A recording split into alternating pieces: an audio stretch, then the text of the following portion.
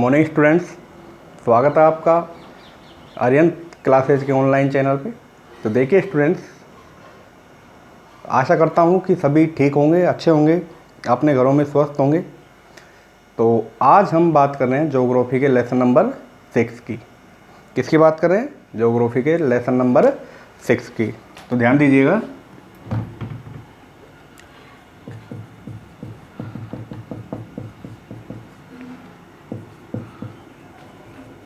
Geography lesson जो है आज हमारा वो है 6, अर्थात कौन सा लेसन है? छठा लेसन है। तो देखिएगा स्टूडेंट्स, जो लेसन का नाम है वो है मानव अधिवास। क्या है? मानव अधिवास। इससे पहले जो लेसन पढ़ा था उस लेसन का नाम था बेटा प्रवास। ठीक है ना? क्या नाम था? प्रवास। तो देखिए दोनों के अर्थ अलग अलग हैं, प्रवास के और अधिवास के। प्रवास का जो अर्थ होता है वो यह होता है कि ठीक है, व्यक्ति या व्यक्तियों का समूह एक स्थान से छोड़कर दूसरे स्थान पर जाकर रहते हैं या बसते हैं, उसे हम क्या कहते हैं? प्रवास कहते हैं। क्या कहते हैं? प्रवास कहते हैं। आज जो शब्द आया है वो है बेटा अधिवास। देखिए अधिवास में भी दो ऐसे शब्द दिखते हैं, अधिवास में भी दो ऐसे शब्द दिखते हैं जिनकी पुनरावृत्ति इस लेसन में कई बार होगी। तो वो जो दो शब्द होंगे वो इस प्रकार होंगे। देखिए आवास, जानते हैं ना, जिनको हम मकान भी कहते हैं। क्या कहते हैं? मकान, घर या होम हाउस, जैसा कि आप जानते हो। दूसरा शब्द यहाँ बताया है अधिवास। पहला क्या हो गया? आवास। देखिए अधिवास का भी अर्थ उसी प्रकार है जिस प्रकार आवास का अर्थ है। प्रवास का तो क्या है? एक जगह से दूसरी जगह पर। और आवास अधिवास क्या होता है कि जिस मकान में या जिन मकानों में लोग रहते हैं। तो देखिए सबसे पहले अगर हम बात करें तो देखिए मानव अपने निवास के लिए, मानव अपने निवास के लिए आवास की बात कर रहे हैं। तो मानव अपने निवास के लिए, किसके लिए? तो मानव अपने निवास के लिए घर बनाकर रहता है। मानव क्या करता है? अपने निवास के लिए घर बनाकर रहता है। भाई मानव क्या करता है? अपने निवास के लिए घर बनाकर रहता है। उसे हम क्या कहते हैं? आवास कहते हैं। क्या कहेंगे बच्चों? आवास कहेंगे कि मानव अपने निवास के लिए घर बनाकर रहता है, उसको हम क्या कहेंगे? आवास कहेंगे। उसे हम आवास कहते हैं। देखिए बेटा पहली बात यहाँ क्लियर हो जानी चाहिए, उसे हम क्या कहते हैं? आवास कहते हैं। अब देखिए दूसरा जो शब्द आया है, जो टॉपिक है, चैप्टर का नाम है, वो है मानव अधिवास। मानव क्या करता है? अधिवास करता है। तो निवास में कौन रह रहा है? मानव। तो मानव अपने निवास के लिए घर बनाकर रहता है, उसे हम आवास कहते हैं। दूसरा है अधिवास। दूसरा क्या है बेटा? अधिवास। तो देखिए और अनेक मानव, इसमें तो एक मानव या मानव का परिवार, इसमें लिखिए अनेक मानव और अनेक मानव घर बनाकर रहते हैं। अनेक मानव घर बनाकर रहते हैं, उसे हम अधिवास कहते हैं। क्या कहते हैं? अधिवास कहते हैं। देखिए छोटा सा जो सिंपल सा, जो सबसे ज़्यादा सिंपल, कई जगह अध्ययन करने के बाद हमने पाया कि जो सबसे कहते हैं ना शॉर्ट एंड स्वीट जो परिभाषा होगी अधिवास की, वो है। और भी कई परिभाषाएं जो मैं आपको अभी बताऊंगा। तो देखिए अधिवास, अनेक मानव घर बनाकर रहते हैं, उसे हम क्या कहते हैं? अधिवास कहते हैं। क्या कहते हैं? अधिवास कहते हैं। अब देखिए बेटा आगे, ठीक है ना, अनेक मानव यानी बहुत सारे मानव गुट बनाकर ये संगठित होकर एक, आज के युग में कहें हम कॉलोनी, और कॉलोनी से पहले जहाँ ग्रामीण स्तर पर उस शब्द का जो प्रयोग किया जाता था उसे हम बस्ती कहते थे, बस्ती, ठीक है ना। अर्थात अनेक मानव घर बनाकर रहते हैं, उसे हम अधिवास कहते हैं। अधिवास को शाब्दिक अर्थों में बस्ती कहते हैं, बस्ती बनाकर जो लोग रहते हैं, ठीक है ना, कॉलोनी बनाकर जो लोग रहते हैं, बस्ती बनाकर जो लोग रहते हैं, ठीक है। अब देखिए आगे मानव अधिवास की बात कर रहे हैं, यह अर्थ ध्यान रहना चाहिए, नोट कर लेना आप लोग। देखिए पृथ्वी के धरातल पर मानव कहाँ रह सकता है? पृथ्वी के धरातल पर। कहते हैं ना कि एकमात्र ऐसा ग्रह है पृथ्वी जिस पर अभी जीवन संभव है। एकमात्र ऐसा ग्रह है पृथ्वी जिस पर अभी क्या है बेटा? जीवन संभव है। अभी दूसरे अन्य ग्रह पे जीवन अर्थात मनुष्य के रहने के लिए कोई प्रमाण नहीं मिले हैं। तो बताया जाता है कि चांद पर, मंगल ग्रह पर मनुष्य रह सकता है, पर अभी तो कोई नहीं रह रहा। आगे देखें कि पृथ्वी के धरातल पर मानव द्वारा निर्मित एवं विकसित, पृथ्वी के धरातल पर, किस पर? पृथ्वी के धरातल पर कर लेना। आगे देखिएगा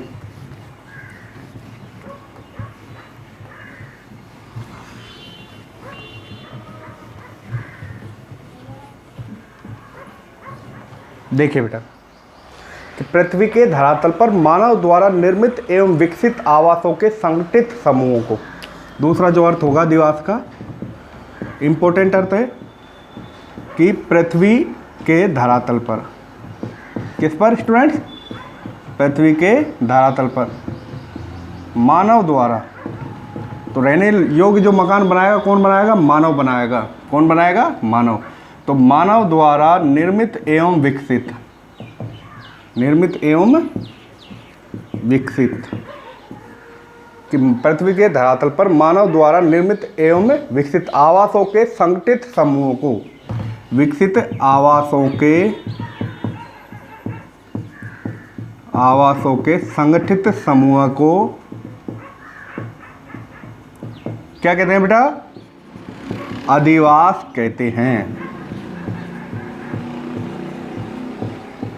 कि आप लोगों ने देखा होगा कि कई जगह क्या होता है कि मनुष्य, देखिए मनुष्य के जो मूलभूत जो आवश्यकताएं होती है, रोटी कपड़ा मकान होती है, आवास होती है, और इस मूलभूत आवश्यकता में, आवास में एकल परिवार या संयुक्त परिवार रह सकता है, पर बहुत सारे जो परिवार रहेंगे कॉलोनी या बस्ती बनाकर, उसको हम क्या कहेंगे?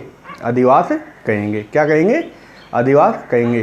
कि पृथ्वी के धरातल पर मानव द्वारा निर्मित, या तो मानव द्वारा बनाया गया है या मानव द्वारा उसको विकसित किया गया है, जो आवासों के, बहुत सारे आवासों के संगठित समूहों को हम क्या कहते हैं?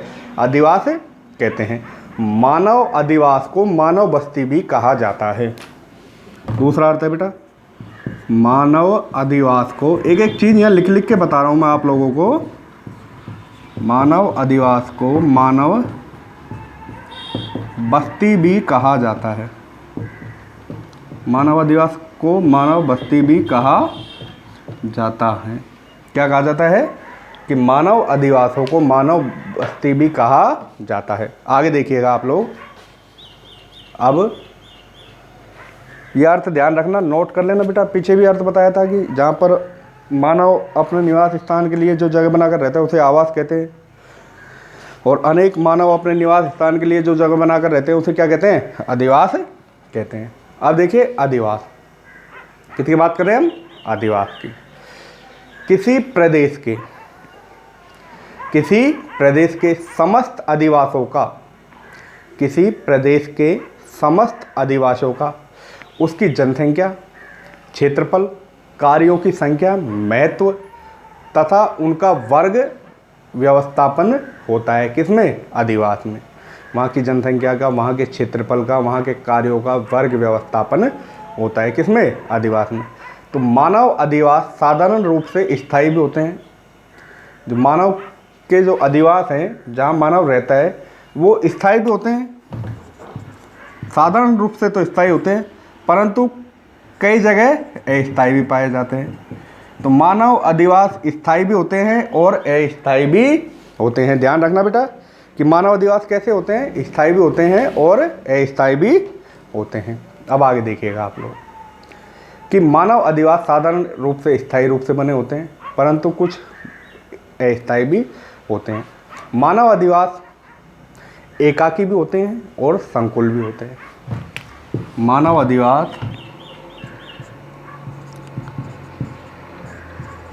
अधिवास एकाकी व संकुल भी होते हैं। मानव अधिवास एकाकी भी होते हैं और संकुल भी होते हैं। अर्थात जो मानव है वो एकल भी होता है और संयुक्त भी होता है। ठीक है ना, ये मानव होता है। मानव अधिवास का जो उपयोग है, किसका उपयोग है बेटा, मानव अधिवास का उपयोग। तो देखिए मानव अधिवास का उपयोग सामाजिक, आर्थिक एवं सांस्कृतिक कार्यों को पूरा करने के लिए मानव अधिवास का जो उपयोग है, किसका उपयोग है, मानव अधिवास का।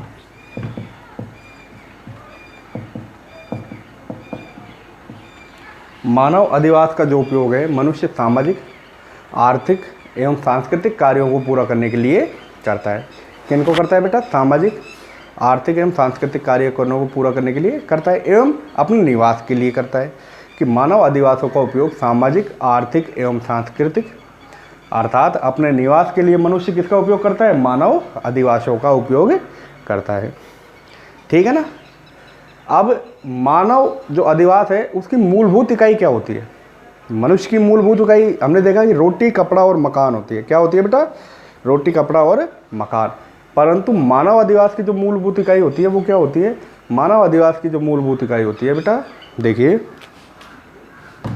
मानव अधिवास की मूलभूत इकाई, ध्यान से देखना है ये वीडियो और समझना है कि क्या क्या होती है मूलभूत इकाई। तो देखिए मूलभूत इकाई जो होती है बेटा वो होती है आवास, मकान, घर या निवास स्थान।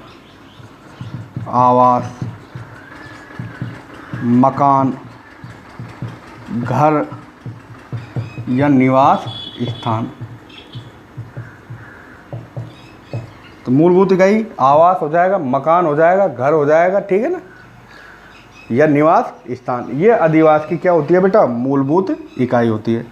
आपसे पूछेगा कि अधिवास की मूलभूत इकाई कौन कौन सी होती है, तो आपको क्या बताना है, आवास, मकान, घर या निवास स्थान आवास की मूलभूत इकाई होती है। अब देखिएगा आगे, ये सब आवास, मकान, घर या निवास स्थान क्या होता है, मनुष्य की मूलभूत इकाई होती है, जो एक झोपड़ी व भव्य इमारत भी हो सकती है। ये सभी चीज़ें मनुष्य का निवास करने की जो सभी चीज़ें हैं, मूलभूत इकाई है, ये एक झोपड़ी भी हो सकती है जिसमें मनुष्य निवास करता है, या एक भव्य इमारत भी हो सकती है।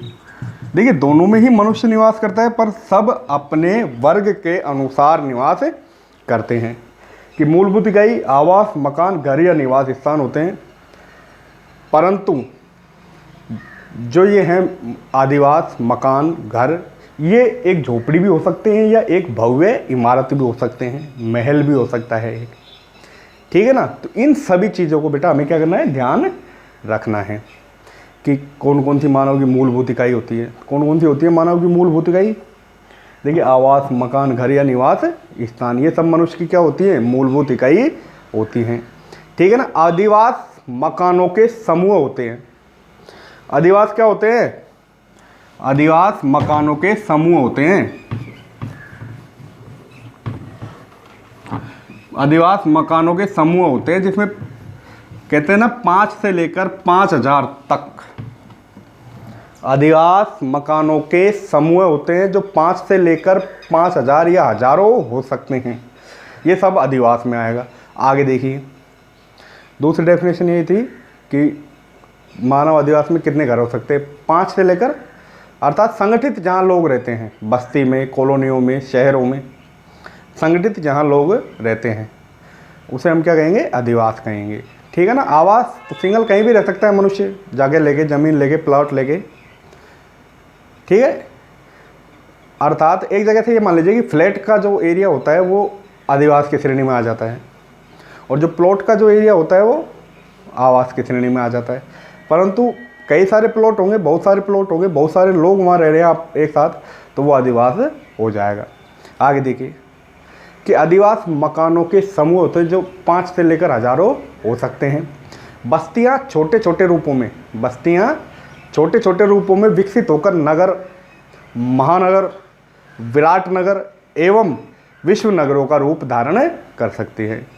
कि बस्तियाँ, जो बस्तियाँ होती हैं, उन्हीं बस्तियों में धीरे धीरे धीरे जनसंख्या का अनुपात बढ़ता जाता है, और वो बस्तियाँ छोटे रूप से विकसित होकर के बन जाती है बेटा, देखिए नगर बन जाते हैं बस्तियाँ, नगर महानगर बन जाते हैं। महानगर क्या बन जाते हैं, महानगर विराट नगर का रूप ले लेते हैं, और विराट नगर विश्व नगरों में विकसित हो जाते हैं। प्रोफेसर विडाल डी ला ब्लास ने एक परिभाषा दी है मानव अधिवास की। प्रोफेसर विडाल डी ला ब्लास, ये देखिए पहले चैप्टर में हमने इसका अध्ययन किया था, ठीक है ना, किसका, प्रोफेसर विडाल डी ला ब्लास का, कि मानव द्वारा स्वयं के आवास एवं अपनी संपत्ति को रखने के लिए निर्मित संरचना से संबंधित जगह को क्या कहते हैं, अधिवास कहते हैं। दोबारा से सुन लीजिए कि मानव द्वारा स्वयं के आवास एवं अपनी संपत्ति को रखने के लिए जो निर्मित संरचना से जो अधिवास बनाया जाता है, मकान बनाया जाता है, उसे हम क्या कहते हैं, अधिवास कहते हैं। ये परिभाषा किसने दी है, प्रोफेसर विडाल डी ला ब्लास ने, कि मानव द्वारा स्वयं के आवास एवं, ध्यान से सुन लेना दोबारा से, कि मानव द्वारा स्वयं के आवास एवं अपनी संपत्ति को रखने के लिए निर्मित संरचना से संबंधित अधिवास, निर्मित संरचना से संबंधित अधिवास, ठीक है ना, मानव अधिवास कहलाते हैं। मानव अधिवास की जो उत्पत्ति हुई है किसके लिए हुई है, मानव निवास के लिए हुई है। मानव अधिवास की जो उत्पत्ति हुई है बेटा किसके लिए हुई है, मानव निवास के लिए हुई है। तो देखिए अब आता है मानव अधिवास की उत्पत्ति। अब तक देखा तो मानव अधिवास की उत्पत्ति क्यों हुई है, तो मानव जो अधिवास की उत्पत्ति हुई है वो मनुष्य के निवास के लिए हुई है। मनुष्य कह दो या मानव कह दो, तो मनुष्य के निवास के लिए किसकी उत्पत्ति हुई है, निवास के लिए मानव अधिवास की उत्पत्ति हुई है। ध्यान रखना कि मानव अधिवास की उत्पत्ति किसके लिए हुई है, मानव निवास के लिए हुई है। मानव ने अपने विकास की यात्रा क्या कर दी, धीरे धीरे प्रारंभ कर दी। कि मानव ने अपने विकास की यात्रा कैसे प्रारंभ की, मानव ने अपनी विकास की यात्रा, देखिए मानव ने अपने विकास की यात्रा किस प्रकार प्रारंभ की। देखिए सबसे पहले मनुष्य आदि मानव था, तो शिकार की अवस्था करता था, शिकार करता था, क्या करता था, शिकार की अवस्था को पार किया। सबसे पहले क्या करता, शिकार की अवस्था को पार किया। शिकार की अवस्था के बाद मनुष्य धीरे धीरे क्या करने लगा, पशुपालन करने लगा। क्या करने लगा, पशुपालन करने लगा। और पशुपालन के साथ साथ मनुष्य क्या करने लगा, कृषि कार्य करने लगा। क्या करने लगा स्टूडेंट्स, कृषि कार्य। कि सबसे पहले मनुष्य ने शिकार की अवस्था को पार किया, उसके बाद मनुष्य ने पशुपालन और कृषि कार्य करना क्या कर दिया, आरंभ कर दिया, ठीक है ना। तो पशुपालन और कृषि कार्य किया, तो पशुपालन के लिए ठीक है ना, प्रारंभ किया, तो पशुओं के लिए और स्वयं के अनाज भंडारण के लिए। कृषि करेगा तो अनाज उत्पन्न होगा, तो स्वयं के अनाज भंडारण के लिए, ठीक है ना, पशुओं के लिए एवं स्वयं के अनाज भंडारण के लिए उसे किसकी ज़रूरत हुई, स्थायी अधिवास की। किसकी ज़रूरत हुई बेटा, स्थायी अधिवास की। इसी तरह से मानव अधिवास की उत्पत्ति हुई किसके लिए, मनुष्य के निवास के लिए। कि मनुष्य ने सबसे पहले क्या किया, शिकार किया। क्या किया, शिकार किया। शिकार के बाद उसने पशुपालन करना प्रारंभ किया। तो पशुपालन करेगा तो पशुओं को रहने के लिए, पशुओं के चारे के लिए एक स्थायी आवास की ज़रूरत होगी, ठीक है ना। तो मनुष्य अधिवास की जो उत्पत्ति हुई है वो स्थायी निवास के लिए हुई है। किसके लिए हुई है, स्थायी निवास के लिए हुई है, ठीक है ना। क्योंकि अधिवास की उत्पत्ति को दो भागों में बांटा गया है। अधिवास की उत्पत्ति को दो भागों में बांटा हुआ गया है कि लोग अलग अलग, ध्यान देना कि लोग अलग अलग दूरियों पर घर बनाकर रहने लगे और धीरे धीरे मानव ने अपना क्या किया, विकास किया। शुरुआत में लोग क्या हुआ, अलग अलग दूरियों पर घर बनाकर रहने लगे। जब मानव अपनी अवस्था में आया, धीरे धीरे उसने प्रारंभ किया रहना, तो क्या किया बेटा, अलग अलग घर बनाकर सब रहने लगे और वह सब घर धीरे धीरे एक बस्ती के रूप में हो गए, कॉलोनी के रूप में हो गए, जिन्हें हम क्या कहते हैं, अधिवास कहते हैं। ये आपका अधिवास का अर्थ होगा। तो मानव अधिवासों की उत्पत्ति मूलतः अपने निवास के लिए हुई। इस आधार पर अधिवास की उत्पत्ति को दो भागों में बांटा गया है कि मानव निवास की उत्पत्ति मूलतः किसके लिए हुई है, मनुष्य के निवास के लिए। ये रहा बेटा ध्यान रखना कि मानव अधिवासों की उत्पत्ति मूलतः मनुष्य के निवास के लिए हुई है। और इसी प्रकार मानव अधिवास की उत्पत्ति को दो भागों में बांटा गया है। कितने भागों में बांटा गया है कि मानव अधिवास की उत्पत्ति को दो भागों में बांटा गया है। मानव अधिवास की उत्पत्ति को दो भागों में बांटा गया है। उत्पत्ति को दो भागों में बांटा गया है। अब दो भाग कौन कौन से हैं बेटा, एक है स्थायी निवास। कौन सा निवास है, स्थायी निवास। दूसरा अस्थायी निवास।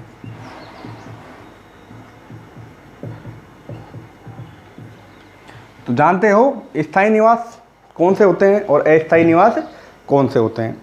देखिए बेटा, हमने बात की है कि अधिवासों की उत्पत्ति को दो भागों में बांटा गया है, अस्थायी या स्थायी। ठीक है, अब देखिए कि ऐसे अधिवास, सबसे पहले हम बात करें भाई, अभी तो मनुष्य क्या रह रहा है, स्थायी रह रहा है। पहले कैसे रहता था, अस्थायी। हम बात करें अस्थायी निवास की, तो देखिए मौसम के अनुसार, ऋतुओं के अनुसार, कृषि के अनुसार मानव एक जगह को दूसरे जगह पर, एक जगह से दूसरे जगह पर जाकर निवास करता था, प्रवास करता था। उसे हम क्या कहते थे, अस्थायी निवास कहते थे। और जहाँ मनुष्य एक ही जगह पर घर बनाकर रहता है उसे हम क्या कहते हैं, स्थायी निवास कहते हैं। ठीक है ना। तो देखिए ऐसे अधिवास जो एक निश्चित समय या मौसम के अनुसार स्थानांतरित होते रहते हैं, ऐसे अधिवास, अस्थायी निवास क्या करते हैं कि ऐसे अधिवास जो निश्चित समय या मौसम के अनुसार, निश्चित समय या मौसम के अनुसार अपनी जगह बदलते रहते हैं। ठीक है बेटा, स्थानांतरित होते रहते हैं या जगह बदलते रहते हैं, उन्हें हम क्या कहते हैं, वो लोग कौन से निवास में श्रेणी में आते हैं, अस्थायी के निवास की श्रेणी में आते हैं। देखिए जैसे विश्व की प्रमुख जनजातियाँ, बहुत सी जनजातियाँ हैं। जैसे हम भारत की बात करें, लोहार, गाड़िया जो लोहार होते हैं ना बेटा, वो लोग। ठीक है ना। तो ये लोग क्या करते हैं, अस्थायी निवास की श्रेणी में आते हैं। तो देखिए कुछ थ्योरेटिकल है जो मैं आपको समझा रहा हूँ किताब के माध्यम से कि प्राचीन काल से, किससे बेटा, प्राचीन काल से। तो ध्यान देना, प्राचीन काल से मानव द्वारा कुछ अधिवास शिकार, मौसम की अनुकूलता, पशुचारण एवं सुरक्षात्मक दृष्टिकोण से कुछ समय के लिए निर्मित किए जाते थे। आज के आधुनिक युग में भी नागा जैसी जनजातियाँ, देखिए मैंने बताया था जो जनजातियाँ होती है, नागा, पहले बुशमैन, एस्किमो, ये सब जातियाँ शिकार के लिए, रहने के लिए, खाद्य पदार्थों के लिए, ठीक है ना, क्या करते हैं, अस्थायी निवास की स्थापना करते हैं।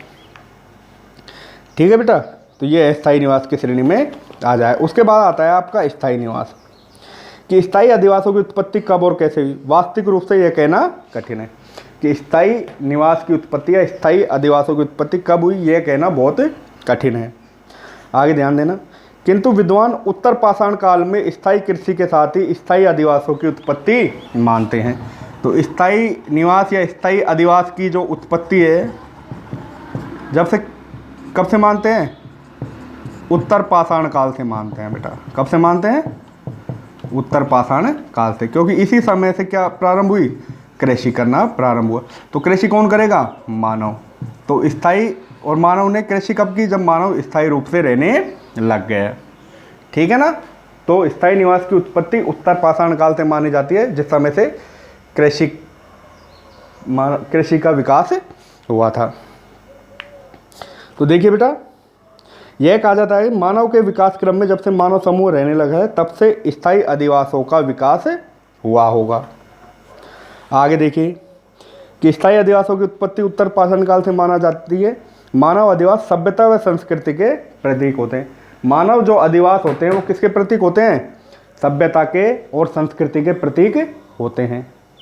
ठीक है ना बेटा, किसके प्रतीक होते हैं? सभ्यता के और संस्कृति के प्रतीक होते हैं। आगे देखिएगा,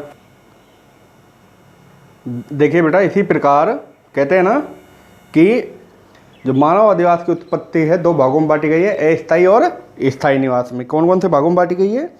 अस्थायी और स्थायी निवास में। तो किसी मानव बस्ती का स्थायित्व, संचित संसाधन, बाहरी संबंध, भावी उन्नति की संभावना, सुरक्षा व धार्मिक कारणों तथा आर्थिक कार्यों पर निर्भर करती है। मानव अधिवासों को प्राकृतिक दशाओं और आधारभूत कार्यों के आधार पर दो भागों में बांटा गया है, ग्रामीण व नगरीय अधिवास में। तो देखिए बेटा, मानव अधिवास को प्राकृतिक दशाओं, किस पर? प्राकृतिक दशाओं। तो मानव अधिवास का जो वर्गीकरण किया गया है, क्या किया गया है? वर्गीकरण किया गया है। तो देखिए वर्गीकरण किस प्रकार किया गया है। मानव, ये उत्पत्ति हो गई, अब है वर्गीकरण, मानव अधिवास का वर्गीकरण। यहाँ एक एक चीज़ आप लोगों को ध्यान से समझाई जा रही है और आपके पास नोट्स उपलब्ध हैं। फिर भी कोई समस्या हो तो आप संपर्क कर सकते हैं बेटा।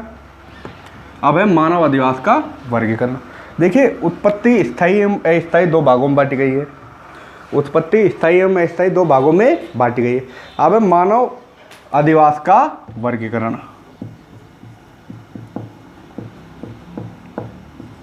वर्गीकरण कि मानव अधिवास के वर्गीकरण को कितने भागों में बांटा गया है। तो देखिए मानव अधिवास को प्राकृतिक दशा और आधारभूत कार्यों के आधार पर दो भागों में बांटा गया है। प्राकृतिक दशा और आधारभूत आधारों पर कितने भागों में बांटा गया है? दो भागों में बांटा गया है।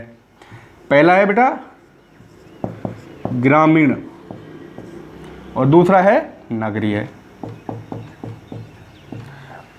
पहला क्या होगा? ग्रामीण अधिवास और दूसरा नगरीय अधिवास।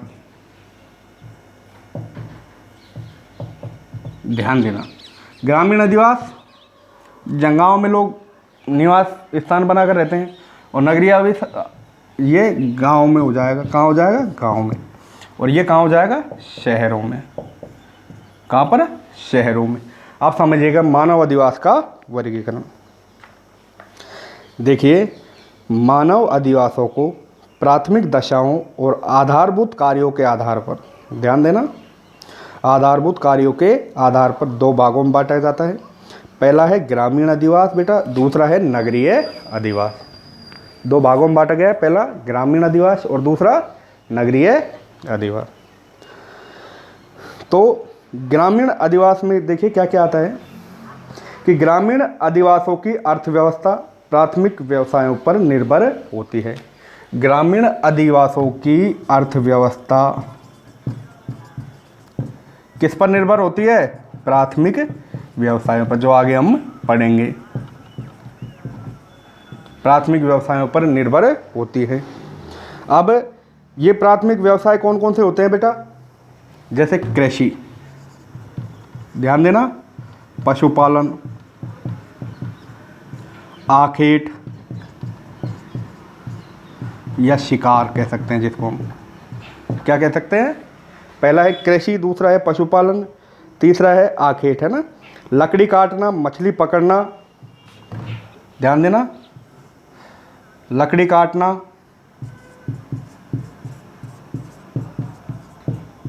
मछली पकड़ना,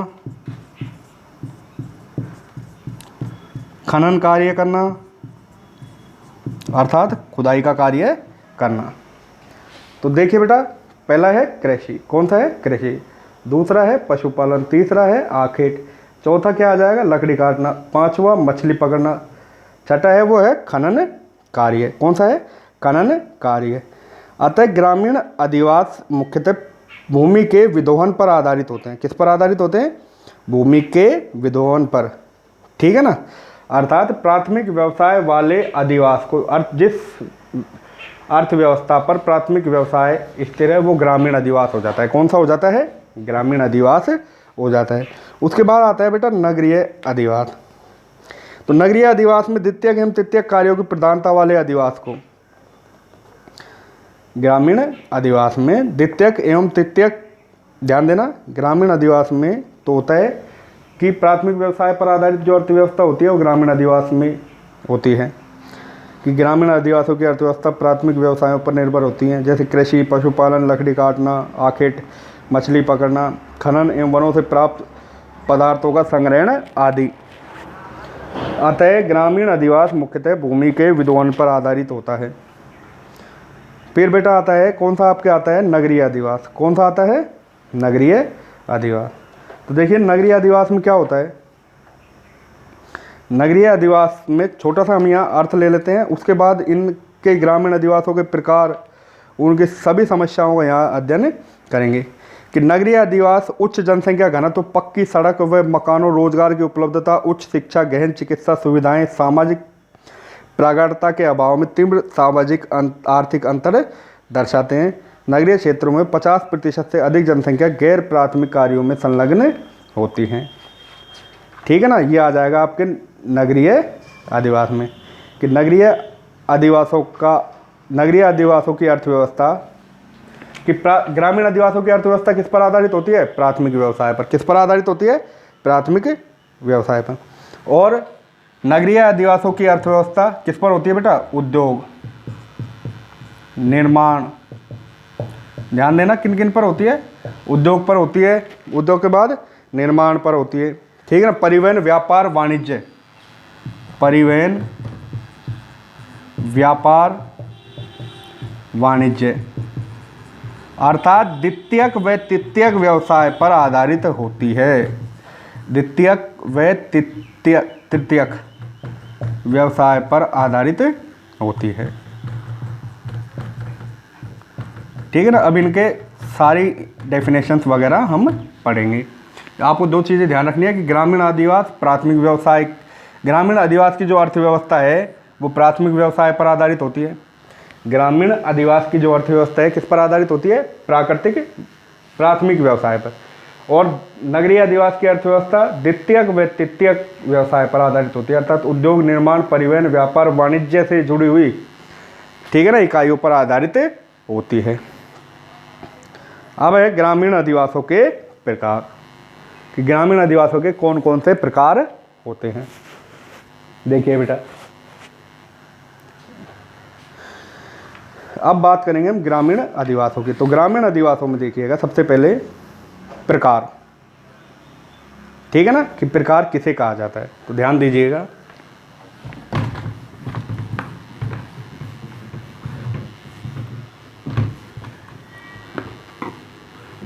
मानव अधिवास का वर्गीकरण दो भागों में बांटा गया है, पहला ग्रामीण, दूसरा नगरीय।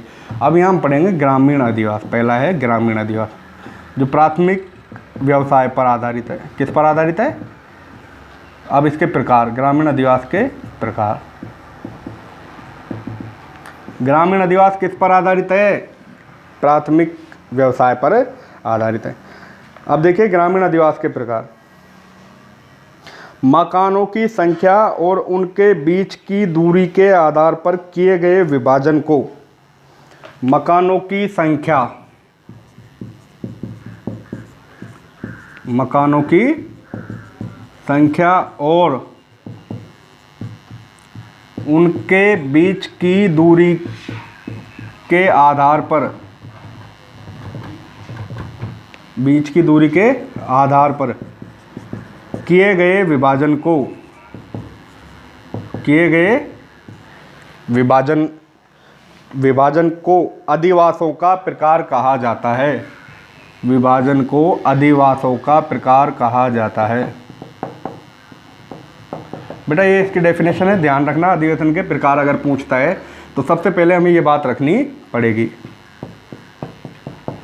तो इस बात में क्या कहा गया है कि अधिवासों के प्रकार में देखिए कि मकानों की संख्या और उनके बीच की दूरी के आधार पर किए गए विभाजन को, मकानों की संख्या एवं उनके बीच की दूरी के आधार पर किए गए विभाजनों को अधिवासों का क्या कहा जाता है, प्रकार कहा जाता है।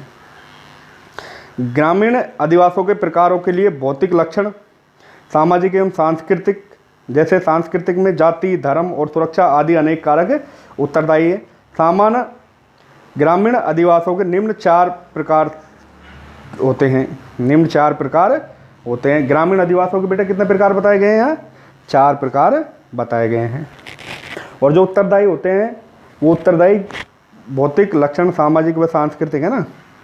तो ग्रामीण अधिवासों के मुख्यतः 4 प्रकार बताए गए हैं। सघन, प्रकीर्ण, मिश्रित एवं पल्लीकृत। कितने बताए गए हैं? 4 प्रकार बताए गए हैं।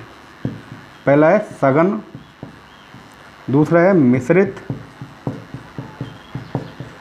पहला कौन सा है बेटा? सघन है। दूसरा है मिश्रित। तीसरा जो यहाँ पे आपके आएगा, ठीक है ना, या फिर यहाँ आप ऐसे लिख सकते हो, पहला सघन है, दूसरा प्रकीर्ण है, तीसरा है मिश्रित, चौथा आ जाएगा बेटा पल्लीकृत। पल्लीकृत। अब देखिएगा इन चारों को हम यहाँ समझने का प्रयास करेंगे।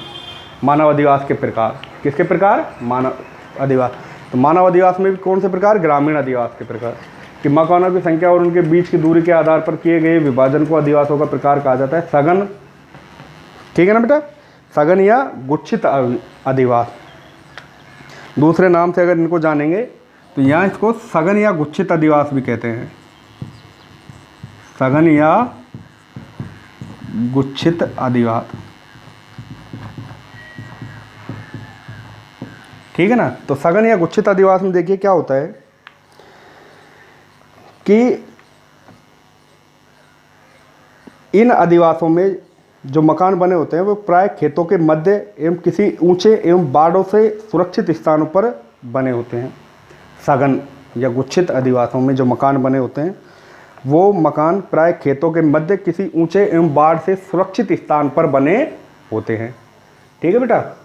अब देखिए आगे, सभी जो आवास होते हैं पास पास बने होते हैं सघन आवास में। सघन का मतलब भीड़ भाड़, तो सभी आवास कहाँ बने होंगे? पास पास बने होंगे। उसके बाद आता है प्रकीर्ण या एकाकी अधिवास। दूसरा है प्रकीर्ण या, इसमें तो क्या है बेटा, सारे मकान सघन होते हैं, सुरक्षित स्थान पर होते हैं, आसपास होते हैं। प्रकीर्ण या एकाकी, नाम से पता चल रहा है एकाकी अधिवास। इसकी डेफिनेशन सुनिएगा आप लोग। ऐसे अधिवास छितरे और बिखरे होते हैं। प्रकीर्ण या एकाकी अधिवास एक दूसरे से दूर दूर होते हैं, छितरे और बिखरे होते हैं, इसलिए आवास एक दूसरे से दूर और कृषि भूमि को छोड़कर बनाए जाते हैं। आवास एक दूसरे से दूर होते हैं, पहली बात। दूसरी बात कि व्यक्ति एकाकी रूप में रहते हैं। तीसरी कि व्यक्ति जीवन स्वतंत्र रूप से जीते हैं। एक दूसरे के सहयोग की भावना कम होती है, प्रकीर्ण भावना होती है, छिन्न भावना होती है, एकल रहने की आवश्यकता होती है, भावना होती है। ठीक है ना। उसके बाद आता है मिश्रित अधिवास। कौन सा अधिवास आता है बेटा? मिश्रित अधिवास। तो देखिए मिश्रित अधिवास में क्या होता है कि इन अधिवासों को अर्ध सघन या अर्ध केंद्रीय अधिवास भी कहा जाता है। अर्ध सघन या अर्ध केंद्रीय अधिवास भी कहा जाता है। अर्ध सघन या अर्ध केंद्रीय अधिवास भी कहा जाता है। किसको बेटा? मिश्रित अधिवास को। यह सघन व प्रकीर्ण अधिवासों के बीच की अवस्था होती है। ये सघन और प्रकीर्ण के बीच की अवस्था होती है कौन सी? मिश्रित अधिवास, जो सामान्यतः किसी परिवार की संख्या में वृद्धि होने से आवासों की संख्या बढ़ने के कारण उत्पन्न होती है। इनकी उत्पत्ति में पर्यावरण कारणों के स्थान पर पारिवारिक कारण उत्तरदायी होते हैं। ठीक है बेटा। फिर आता है पल्ली या पुराना अधिवास। ठीक है ना। तो पल्ली का अर्थ होता है पुराना। क्या अर्थ होता है? पुराना। देखिए, पल्लीनुमा जो अधिवास एक दूसरे से अलग किंतु एक ही बस्ती में रहते हैं। पल्लीकृत का अर्थ होता है पुराना। तो यह जो अधिवास है ये एक दूसरे से दूर तो रहते हैं परंतु ये एक ही बस्ती में निवास करते हैं। कहाँ निवास करते हैं? एक ही बस्ती में निवास करते हैं। पल्लीकृत का अर्थ होगा कि एक दूसरे से अलग किंतु एक ही बस्ती में बसे होते हैं। ये अधिवास पर्वतीय प्रदेशों व निचली घाटियों में मिलते हैं। कहाँ मिलते हैं? पर्वतीय प्रदेश एवं निचली घाटियों में मिलते हैं। ठीक है। ये बेटा आपके ग्रामीण अधिवास के प्रकार हो जाएंगे 4। डिटेल आपको समझा दी गई है, नोट्स में उपलब्ध हैं डिटेल्स। ठीक है ना। ग्रामीण अधिवास के प्रकार, ये ग्रामीण अधिवास की अभी बात कर रहे हैं। 2 अधिवास बताए थे, ग्रामीण और नगरीय। फिर प्रकार पढ़ लिए कौन कौन से हैं प्रकार। सघन या गुच्छित अधिवास कि जो सुरक्षित स्थान पर रहते हैं, बाढ़ ना आए ऐसे स्थान पर रहते हैं, एक गुट बनाकर रहते हैं। सघन भीड़ भाड़ वाली जगह पर रहते हैं। प्रकीर्ण छिन्न भिन्न रहते हैं, एक दूसरे से अलग रहते हैं, एकल रहना चाहते हैं। मिश्रित इन दोनों के बीच की अवस्था है अर्ध सघन या अर्ध केंद्रीय अधिवास। इसमें लोग मिलजुल कर रहते हैं। पल्लीकृत पुराना होता है, लोग दूर दूर रहते हैं परंतु रहते एक बस्ती में हैं। पल्लीकृत लोग दूर दूर रहते हैं परंतु रहते कहाँ पर है? एक बस्ती में रहते हैं। ये हो गए ग्रामीण अधिवासों के प्रकार। अब आते हैं बेटा ग्रामीण अधिवासों के प्रतिरूप। देखिए,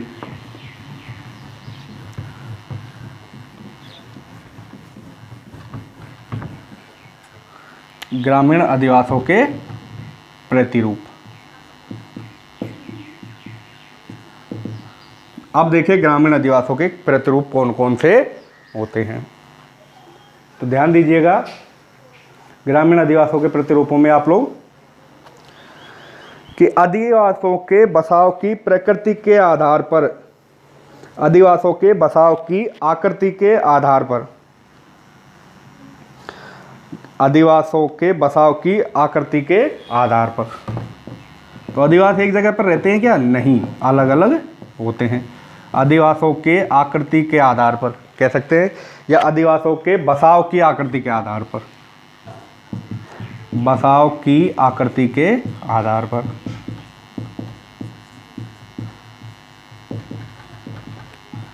बेटा ये अर्थ है जो मैं आपको सबसे पहले लिखवा रहा हूं कि अधिवासों के बसाव की आकृति के आधार पर किए गए विभाजन को, किए गए विभाजन को, किए गए विभाजन को अधिवासों का प्रतिरूप कहते हैं। क्या कहते हैं? अधिवासों का प्रतिरूप कहते हैं। ग्रामीण अधिवासों के प्रतिरूपों को प्राकृतिक कारक, ऐतिहासिक कारक, सामाजिक सांस्कृतिक कारक, परिवहन एवं धार्मिक स्थल आदि निर्धारित करते हैं। ध्यान देना, ग्रामीण अधिवासों के प्रतिरूपों को प्राकृतिक कारक, ऐतिहासिक कारक, सामाजिक सांस्कृतिक कारक, परिवहन मार्ग एवं धार्मिक स्थल आदि निर्धारित करते हैं। आकृति के आधार पर ग्रामीण अधिवासों को निम्न प्रतिरूप निर्धारित किए जा सकते हैं। ठीक है ना। अब निम्न प्रतिरूप कौन कौन से हैं बेटा? देखिए, ग्रामीण अधिवासों के जो प्रतिरूप हैं, पूछता भी है कई बार एग्जाम में कि ग्रामीण अधिवासों के प्रतिरूप कौन कौन से हैं। पहला आएगा रेखीय प्रतिरूप। कौन सा आएगा बेटा? रेखीय प्रतिरूप। इनको हम समझेंगे डिटेल के माध्यम से। रेखीय प्रतिरूप। दूसरे नंबर पर आता है बेटा आपके तीर प्रतिरूप।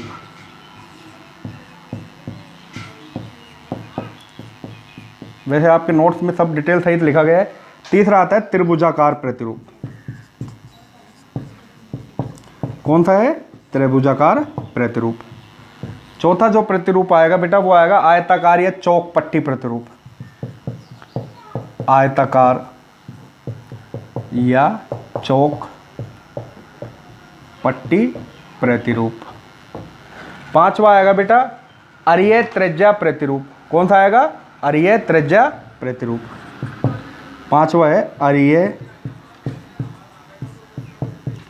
त्रिज्या प्रतिरूप। छठा है वर्गाकार प्रतिरूप। वर्गाकार प्रतिरूप। ठीक है बेटा। 7वें नंबर पर जो प्रतिरूप आएगा आपके वो आएगा बेटा तारा प्रतिरूप। कौन सा प्रतिरूप आएगा? ताराकार प्रतिरूप। ठीक है ना, ताराकार, पंखाकार, अनिश्चित, अनियमित। देखिए ताराकार, तारे के आकार, पंखाकार, ये प्रतिरूप बता रहे हैं हम आपको ग्रामीण अधिवासों के कि कौन कौन से प्रतिरूप हैं। अनियमित प्रतिरूप सीढ़ी नुमा प्रतिरूप, अनियमित सीढ़ी नुमा प्रतिरूप। आगे देखिएगा बेटा, इसके बाद आता है मधु छत्ता प्रतिरूप और अन्य प्रतिरूप। मधुमक्खी का जो छत्ता होता है ना, मधु छत्ता और अन्य प्रतिरूप। अन्य प्रतिरूप में टेढ़े मेढ़े बहुत सारे प्रतिरूप आ जाते हैं। सबसे पहले आपको ये जो प्रतिरूप है इनके नाम याद रखने होंगे। देखिए पहला है रेखीय प्रतिरूप। कौन सा है? रेखीय प्रतिरूप। दूसरे नंबर पर आता है बेटा तीर प्रतिरूप। अधिवासों के बसाव की आकृति के आधार, अधिवासों के बसाव की आकृति के आधार पर किए गए विभाजन को, ठीक है ना, अधिवास के प्रतिरूप कहते हैं। ग्रामीण अधिवास के प्रतिरूप। ग्रामीण अधिवास को प्राकृतिक, ऐतिहासिक, सांस्कृतिक व सामाजिक आधार पर इन प्रतिरूपों में बांटा गया है, जो है रेखीय प्रतिरूप, तीर प्रतिरूप, त्रिभुजाकार प्रतिरूप, आयताकार या चौकपट्टी प्रतिरूप, अरीय त्रिज्या प्रतिरूप, वर्गाकार प्रतिरूप, ताराकार प्रतिरूप, पंखाकार प्रतिरूप, अनियमित प्रतिरूप, सीढ़ी नुमा प्रतिरूप। 11वां है यहाँ पर मधु छत्ता प्रतिरूप और 12वां है अन्य प्रतिरूप। ठीक है ना।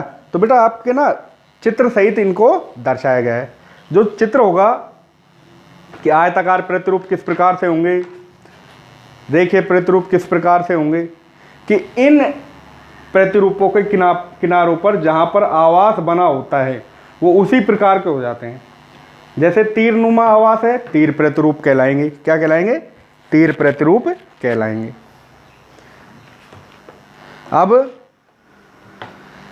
इन भागों में बांटा गया है। अब एक एक का थोड़ा सा हम डेफिनेशंस के माध्यम से अगर अध्ययन करें तो यह अध्ययन आपके मैं नोट्स में बता चुका हूँ।